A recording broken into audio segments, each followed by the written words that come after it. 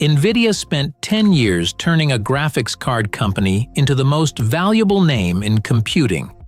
Then, in 2024, they unveiled something that wasn't really a graphics chip at all. It's called Blackwell, and it was built for one thing: the AI era. This video breaks down how it works, why every tech giant is fighting over it, and whether it actually changes AI forever. Beat 1. How we got here. The Hopper era. Rewind to 2022. Nvidia released Hopper, a data center GPU that quietly became the engine behind nearly every AI model you've heard of. The H100 trained the chatbots, generated the images, and powered the entire generative AI explosion that took over the internet. And the demand was unlike anything the chip world had ever seen. Cloud providers couldn't buy them fast enough. Startups were renting them by the hour at premium prices. Entire companies were valued partly on how many H100s they could get their hands on. Orders piled up, wait times stretched past a full year, and Nvidia's market value rocketed beyond $2 trillion, putting it in the same conversation as Apple and Microsoft. For most companies, that would be the finish line. You build the most wanted product on Earth, you sit back, you print money. But here's the thing about being on top: somebody is always building the chip that replaces you, and in Nvidia's case, that somebody was Nvidia itself.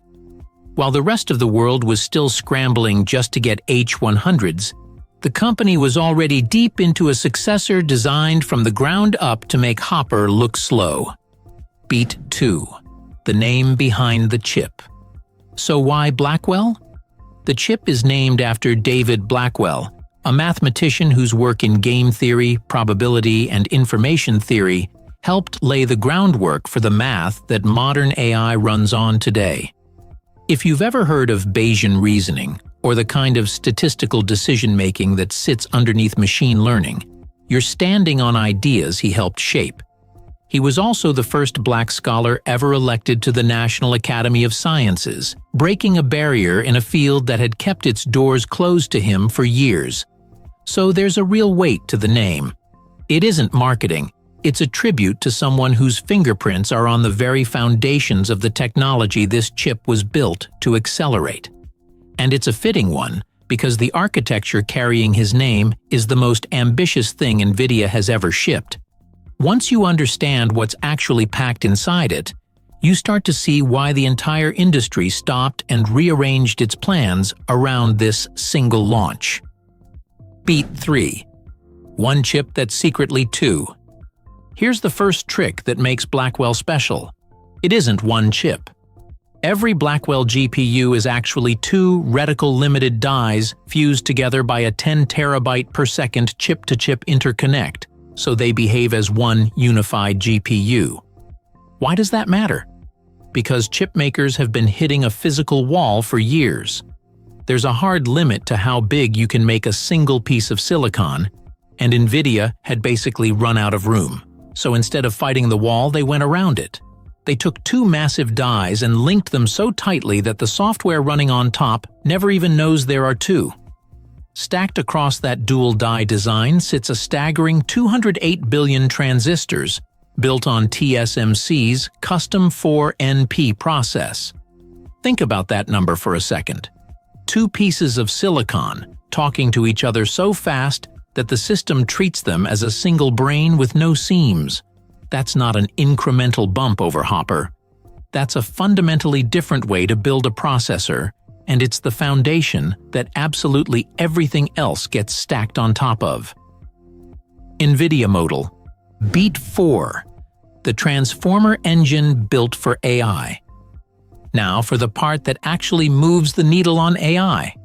Blackwell carries a second-generation transformer engine with native support for a format called FP4, 4-bit floating point. Let me translate that out of spec sheet language. Every AI model is built from billions of numbers, and the precision of those numbers determines how much memory they eat. FP4 lets a model run using just a quarter of the memory it used to need, while keeping its accuracy almost completely intact. That's the holy grail for AI. Smaller footprint, same intelligence, and the payoff in raw numbers is brutal. A single B200 card pairs 192 gigabytes of HBM3E memory with up to 20 petaflops of FP4 AI compute. For comparison, a single H100, the chip everyone was fighting over just a year earlier, topped out around 4 petaflops. That's a 5-fold jump per chip in a single generation. In practical terms, it's the difference between serving a giant language model on one card versus splitting it painfully across several and praying they stay in sync. This is the spec that made the entire industry sit up and pay attention. Modal Beat 5. Blackwell isn't a chip, it's a factory. But a single card is only half the story. Nvidia's real weapon is what happens when you wire dozens of them together into one machine. The flagship is the GB200 NVL72, and calling it a server doesn't do it justice. It's an AI factory in a box. It packs 72 Blackwell GPUs and 36 Grace CPUs into one liquid-cooled rack, with 13.5 terabytes of unified memory and 1.44 exaflops of FP4 compute. Those words are easy to skim past, so sit with them. An exaflop is a billion calculations per second. This rack does nearly 1.5 of them. The secret sauce holding it together is the 5th generation NVLink fabric. All 72 GPUs are stitched together at 130 terabytes per second, so the entire rack acts like one single colossal GPU. No bottlenecks between cards, no waiting around for data to crawl across slow links. And the result of all that engineering? Up to 30 times faster real-time inference for trillion-parameter models compared to the previous generation. To put it bluntly, a single one of these racks now holds more AI horsepower than entire countries had access to just a few years ago. This is why hyperscalers are ordering them by the thousands. Awesome agents plus 3. Beat 6. The bump in the road. Of course, nothing this ambitious ships without drama. In late 2024, reports surfaced of a design flaw in the early Blackwell silicon, one serious enough to actually hurt manufacturing yields, meaning a chunk of the chips coming off the line weren't usable.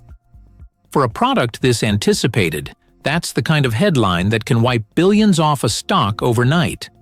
CEO Jensen Huang got out in front of it, confirmed it was a functional issue, and pointed to a fix worked out hand-in-hand with TSMC. Within weeks, production was back on track. But here's the detail that tells you everything about the moment Nvidia was living in. Long before the problems were fully behind them, nearly every Blackwell chip for the following year was already spoken for, sold out, claimed, gone. When your product sells out before you've even finished fixing it, you're not operating in a normal market anymore. You're the only game in town, and everyone knows it. Beat 7. Coming to your gaming rig too.